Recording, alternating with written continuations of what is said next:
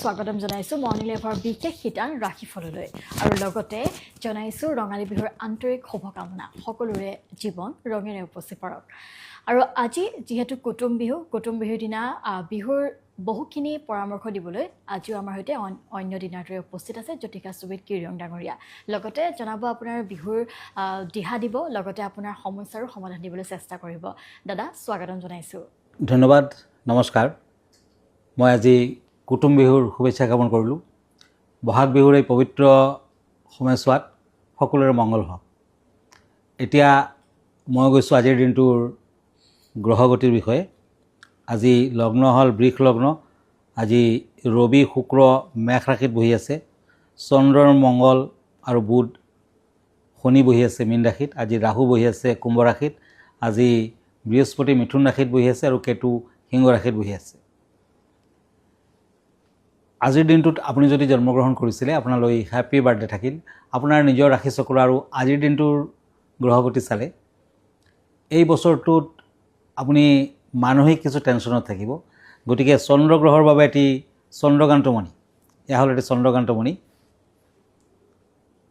Moonstone আপুনি ring finger ধাৰণ কৰক আৰু সোমবাৰ দিনটো পালন কৰক শিৱৰ আৰাধনা কৰক ধন্যবাদ মই প্ৰথমতে মেষ ৰাশিৰ ফলাফল ক'ম কাপছ এণ্ড টেম্পাৰেন্স আজি কৰ্ম আৰু ইচ্ছা শক্তি বৃদ্ধি পাব ভ্ৰমণত শুব বিদ্যাত শুব নিবনুৱাসকলৰ কৰ্মসংস্থাপনৰ যুগ শৰীৰৰ প্ৰতি লক্ষ্য ৰাখক প্ৰেমত সাৱধান থাকক লাকি কালাৰ হ'ব ব্লু আনলাকি কালাৰ গ্ৰীণ আজি আত্মীয়জনক গামোচা বস্ত্ৰ আদি উপহাৰ দিয়ক এতিয়া আহিছোঁ বৃষ ৰাশিলৈ কাপছ এণ্ড কাপছ টৰাছ আজি কৰ্মৰ ক্ষেত্ৰত মধ্যম ফল ব্যৱসায় বাণিজ্যত নতুন সুযোগৰ আশা পিতৃ মাতৃৰ বাবে কিছু চিন্তা থাকিব বিদ্যাত মধ্যম ফল বগলা মন্দিৰ দৰ্শন কৰক হোৱাইট কালাৰ লাকি yellow colour unlucky lucky number 6 এতিয়া আহিছোঁ মিথুন ৰাশিলৈ কাপছ এণ্ড ছৰ্ডছ এই দুখন কাৰ্ড মতে শৰীৰৰ প্ৰতি যত্ন লওক ব্যৱসায় বাণিজ্যত মধ্যম ফল কৰ্মস্থানত অৱশ্যে কিছু জটিলতা পাৰিবাৰিক দিশত কষ্ট যান বাহনৰ পৰা সাৱধান থাকক প্ৰেমত শুভ ফল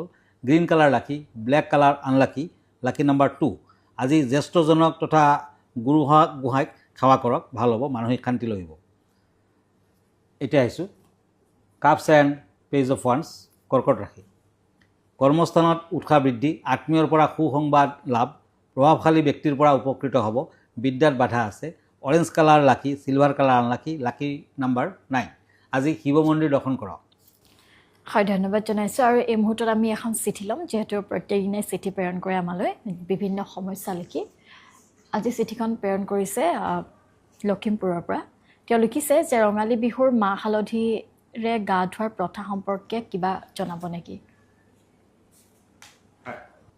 বিহুৰ পৰম্পৰাত উজনি নামনিত বিভিন্ন ধৰণৰ প্ৰথা পালিত হৈ আহিছে অসমীয়া সমাজ জীৱনত জাতি ধৰ্ম বৰ্ণ নিৰ্বিশেষে তাহানিৰ দিনৰ পৰাই আৰ্যসকলৰ কৃষ্টি বিহুজাতীয় উৎসৱ কাৰণ ই কৃষি কৰ্মৰ লগত জড়িত হৈ আছে গতিকে ৰঙালী বিহুৱে কওক ভোগালী বিহুৱে কওক নতুবা কাতি বিহুৱে কওক আচলতে কৃষিজাতীয় উৎসৱ বসন্তকালৰ শেষত গ্ৰীষ্মকালৰ আৰম্ভণিত বহাগতে ৰঙালী বিহুৰ সূচনা আৰু এই বিহু 7 দিনলৈকে চলি থাকে গতিকে পাৰিলে পুৱা ভাগতে গা পা ধুব গোহাঁই ঘৰত সেৱা জনাব আপোনজনক বিহুৱান দিব আশীৰ্বাদ ল'ব আৰু গৰখীয়াক পিঠা পনা আদি খাবলৈ দিব কিন্তু মনত ৰাখিব গা ধোৱাৰ আগত মাহ হালধি সৰিয়হৰ তেল আদি গাত সানিব নাপাহৰিব লগত সূৰ্যদেৱক অৰ্ঘ্য দিব তেতিয়া সূৰ্যৰ আশীৰ্বাদ লাভ কৰিব পাৰিব এনে কৰিলে দেহা মন শুদ্ধি থাকে আৰু নিগেটিভ এনাৰ্জিবোৰ দেহাৰ পৰা ঘৰখনৰ পৰা আঁতৰি যায় হয় ধন্যবাদ জনাইছোঁ দৰ্শকসকল এতিয়া ল'ব লাগিব এটা চমু বিৰতি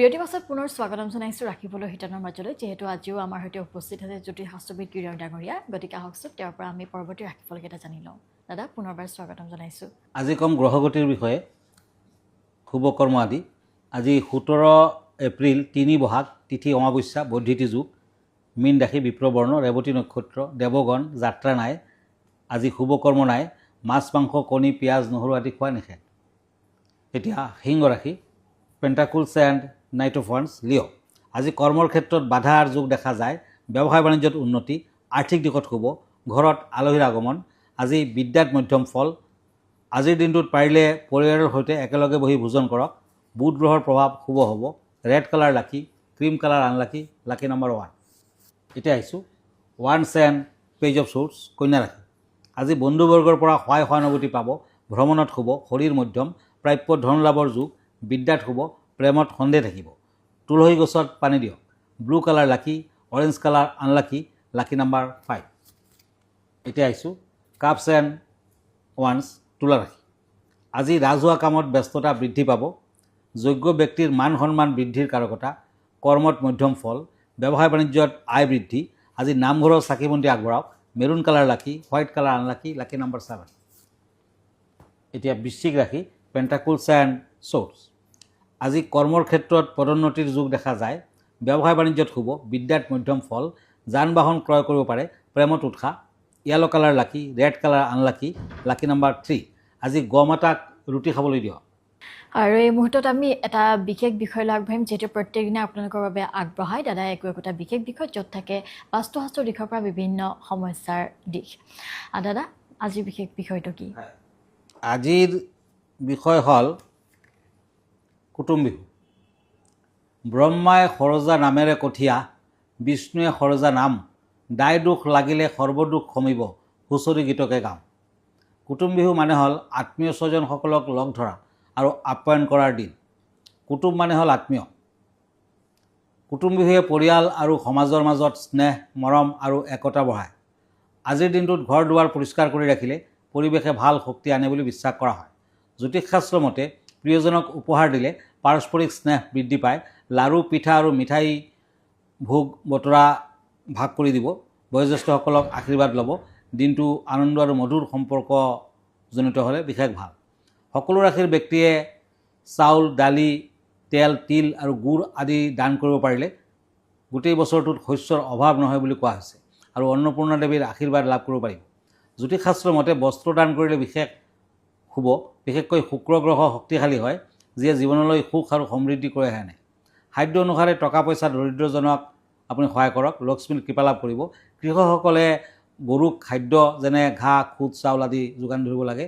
গোশালাত আপুনি দান কৰক, গ্ৰহৰ অশুভ প্ৰভাৱ নাশ হ'ব। ধৰ্মীয় স্থানত বা কোনো দৰিদ্ৰ ব্যক্তিক তামৰ পাত্ৰ দান কৰিলে মংগল আৰু সূৰ্য গ্ৰহৰ প্ৰতিকাৰ হয় বুলি কোৱা হৈছে। দাদা, আমি এই মুহূৰ্তত যিহেতু বিশেষ বিষয়টো চালোঁ, গতিকে এতিয়া আমি পৰৱৰ্তী ৰাশিফলকেইটা চাই লওঁ। এতিয়া কাপছ এণ্ড কাপছ, ধনু ৰাশি, চেৰিটেৰিয়াছ। আজি আত্মীয়ৰ পৰা দুখ কষ্ট আদি দেখুৱাই আছে। ব্যৱসায় বাণিজ্যত উন্নতি বৃদ্ধিৰ যুগ, দাম্পত্যত অশান্তি, বিয়া বাৰুৰ ক্ষেত্ৰত বাধা আছে। আজি অন্ন বস্ত্ৰ দান কৰক, black colour lucky, green colour unlucky, lucky number 2। এতিয়া cups and knight of swords, মকৰ ৰাশি, কেপ্ৰিকৰ্ণ। কৰ্মব্যস্ততা বৃদ্ধি পাব, শৰীৰৰ প্ৰতি যত্ন লোৱা উচিত। শুভ কাম আৰম্ভ কৰিব পাৰে, পাৰিবাৰিক কিছু সমস্যা থাকিব। আজি ব্ৰত পালন কৰক, ভাল হ'ব। ক্ৰীম কালাৰ লাকি, maroon colour unlucky, lucky number 8। এতিয়া আহিছোঁ কুম্ভ ৰাশি, শ্বৰ্টছ এণ্ড শ্বৰ্টছ, একুৰিয়াছ। কৰ্ম সংস্থাপনৰ যুগ, পদোন্নতিৰ যুগ, আয় বৃদ্ধি পাব, ভ্ৰমণত সাৱধান। আকস্মিক চিন্তাই আমনি কৰিব পাৰে, প্ৰেমত শুভ ফল। পিঠা পনা আৰু মিঠাই দান কৰক, ভাল হ'ব। পাৰ্পল কালাৰ লাকি, yellow colour unlucky, lucky number 3। মীন ৰাশি, কাপছ এণ্ড পেণ্টাকুলছ। কৰ্মত নতুন প্ৰেৰণা পাব, ঘৰুৱা নতুন কামত হাত দিলে শুভ ফল। নিবনুৱাৰ কৰ্মপ্ৰাপ্তি। আজি শনিৰ মন্ত্ৰ জপ কৰক, ভাল হ'ব। চিলভাৰ কালাৰ লাকি, red colour unlucky, lucky number 5। হয়, ধন্যবাদ জনাইছোঁ। আৰু এয়া আছিল আজিৰ দিনটোৰ ৰাশিফল। গতিকে আপুনি প্ৰতি পুৱাই আপুনি ৰাশিফলৰ বিষয়ে যদি জানিব বিচাৰে, তেতিয়াহ'লে আপুনি প্ৰাগ নিউজত চাব লাগিব।